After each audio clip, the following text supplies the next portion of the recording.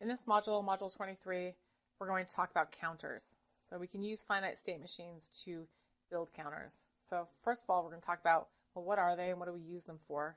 And then we'll go through an example implementation of using an FSM to design a counter. So first of all, what is a counter and what do we use them for? A counter is something that counts. So for example, our watches, like a digital watch, you can see the seconds tick 0, 1, 2, 3, all the way up to 59, and it goes back to 0. So that's a counter.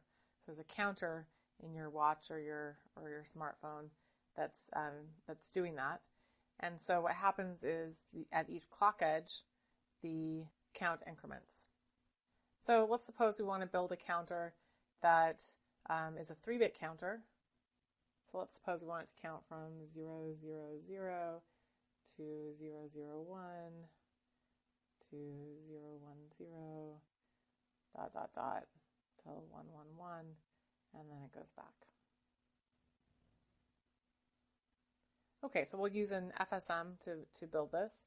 And it almost looks like a state transition diagram there already. So we'll go through these steps that we always do with our FSM designs. We'll start by identifying the inputs and outputs. So here we have our FSM black box. We always have clock and reset inputs. And then this is an interesting example of an FSM because it actually doesn't have any other inputs. It just counts. Once we reset it, at each clock edge, it's going to increment its count. And so its output, we could call it the count output or Q or whatever. We'll just call it count. In this case, we have a 3-bit count value that we want to increment at each clock edge.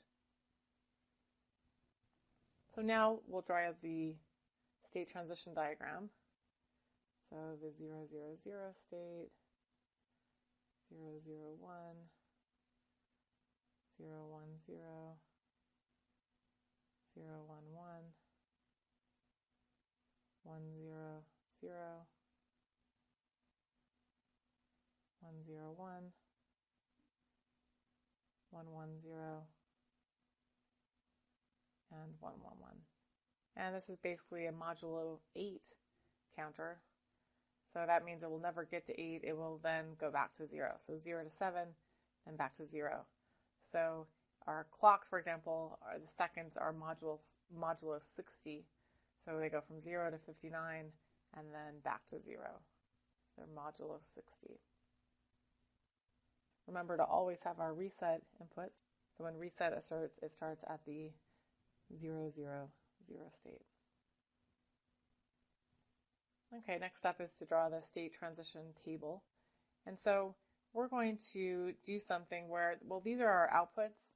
We're going to assign our states to those values just to make the output logic very easy. So we'll basically output our state bits as the outputs for our FSM. So that is count bit 2 is going to be the same as state bit 2. Count sub 1 is going to be the same as state bit 1. Count 0 is the same as state bit 0. Just to make our output logic easy.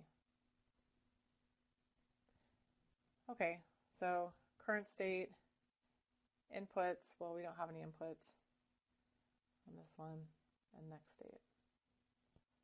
So current state, I'm going to go directly to the encoded table just because it makes sense in this case, because I've named them. The encodings we're going to use is 0, 0, 0 state, 0, 0, 1, 0, 1, 0. We don't have any inputs on our transitions, so we'll just have one row for each state. 1, 1, 1, 0, 0, 1, 0, 1, 1, 1, 0, and 1, 1, 1. Draw that line there if you want. We don't have any inputs. And if we're in the 0, 0, 0 state, on the next clock edge, we should go to the 0, 0, 1 state, and so forth. Okay, and we could go ahead and draw our output table if we want to. Current state on the left, and outputs on the right. We called it the count output. And the current state bits has 2 to 0. Count output has 3 bits too. So 0, 0, 0, 0, 0, 1, 0, 1, 0, 1, 1, 1, 0, 0, 1, 0, 1, 1, 0 and 1, 1, 1. And our count bits are just going to be exactly the same as our state bits because that's the way we've encoded our states.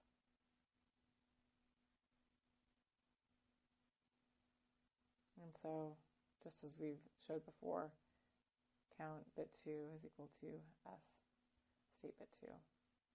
Count 1, state bit 1, and count 0, state bit 0.